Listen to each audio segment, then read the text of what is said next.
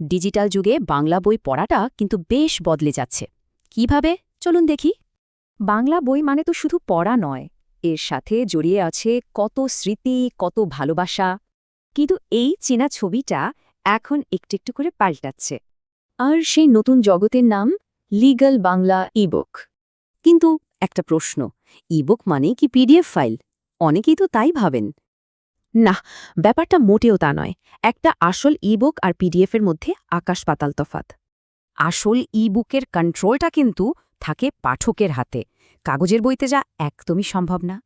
ধরুন, ফন্ট বড় করা, চোখের আরামের জন্য মোড বদলানো, সবই এখন সম্ভব। আর ভাববেন না যে এই সুবিধাটা শুধু নতুন প্রজন্মের জন্য।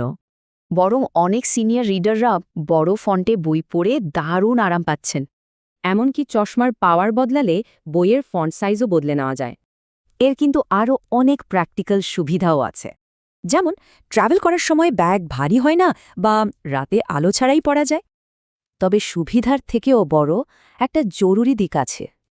এই বইগুলো একদম আইনসম্মত, তাই লেখকরাও তাদের সঠিক রয়্যালটি পান।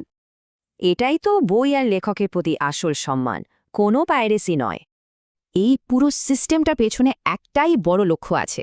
লক্ষ্যটা হল বাংলা সাহিত্যকে বাঁচিয়ে রাখা, তাকে আরও এগিয়ে নিয়ে যাওয়া। তাহলে প্রশ্ন হল, বাংলা বই পড়ার এই নতুন ঠিকানাটা কোথায়? এই নতুন অভিজ্ঞতার ঠিকানা সুইফট বুকস। সুইফট বুকস, এখানে বাংলা বই পড়া যায় ডিজিটালভাবে, আইন মেনে, খুব সহজে। তো সুইফট বুকসের জগতে একবার ঢু মেরে এলে কেমন হয়?